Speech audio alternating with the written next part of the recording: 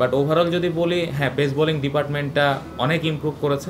I need হিম, আমাকে তো সে যাতে ফ্রেশ মুস্তাফি চাই, এক্সস্টেড মুস্তাফি চাই না আমরা। যখনই নাকি বলা আছে তাসকিন যদি কোনো প্রবলেম ফিল করে সে যাতে সাথে সাথে রিপোর্ট করে। যারা আছে স্পেশালি ফাস্ট বোলারদের যদি ইফ দে ফিল কোনো ধরনের কিন্তু কোনো আনইজি ফিল করলে যাতে রিপোর্ট করা এবং সাথে সাথে তাদের ওখান থেকে উইথড্র করা। দরজায় কড়া নাড়ছে টি-20 বিশ্বকাপ। 1.5 মাস পরে মাঠে গড়াতে যাচ্ছে আইসিসির এই মেগা ইভেন্ট। আসন্ন টি-20 বিশ্বকাপে বাংলাদেশ দলের পেস বোলাররা যে তুরুপের তাস হতে চলেছে তা আর বলার অপেক্ষা রাখে না। অধিনায়ক থেকে শুরু করে বোর্ড প্রধানরাও পেসারদের সামর্থ্যের উপর ভরসা রাখছেন। সদ্য শেষ হওয়া শ্রীলঙ্কার বিপক্ষে সিরিজেও দুর্দান্ত পারফরমেন্স করেছে টাইগার পেসাররা। গত বেশ কয়েক বছর যাবৎ দেখা যাচ্ছে টাইগার পেসারদের আধিপত্য প্রতিপক্ষ ব্যাটারদের উপর। একটা সময় বাংলাদেশ দলকে বেশিরভাগ সময় ভরসা করতে হতো স্পিনারদের উপর, এমনকি কখনো কখনো এক পেসারদের নিয়েও একাদশ সাজানো হয়েছিল। তবে টাইগার পেসারদের আমূল পরিবর্তন আসা শুরু করে প্রয়াত হিট স্ট্রিকের আমল থেকে। তার তালিমে মাশরাফি 4 পেসার নিয়েও একাদশ সাজিয়েছিলেন।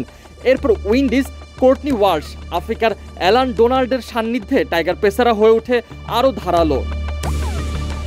টাইগারদের সাবেক পেস বোলিং কোচ অ্যালান ডোনাল্ডের মতে টাইগার পেসারদের সবচেয়ে বড় উন্নতি হয়েছে মানসিক সামর্থ্যে। ছক্কা খেলেও ঘাবড়ে যাচ্ছে না পেসাররা। স্ট্রাইক রেটের দিক থেকেও সব সংস্করণে উন্নতি করেছে।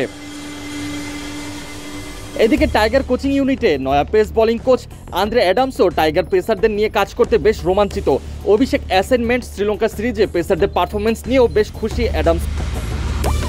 আসন্ন টি-20 বিশ্বকাপের প্রথম পর্বে গ্রুপ ডিতে দক্ষিণ আফ্রিকা, শ্রীলঙ্কা, নেদারল্যান্ডস ও নেপালের সঙ্গে পড়েছে বাংলাদেশ। আগামী জুনে যুক্তরাষ্ট্র ও ওয়েস্ট ইন্ডিজে হতে যাওয়া বিশ্বকাপে 4টি গ্রুপে বিভক্ত হয়ে 20টি দল খেলবে প্রথম পর্বে। বিশ্বকাপের ড্র আইসিসি এখনও প্রকাশ না করলেও এমনটি জানিয়েছে ব্রিটিশ পত্রিকা দ্য টেলিগ্রাফ। টেলিগ্রাফের প্রতিবেদন অনুযায়ী 4টি গ্রুপের মধ্যে সবচেয়ে কঠিন গ্রুপে পড়েছে বাংলাদেশ।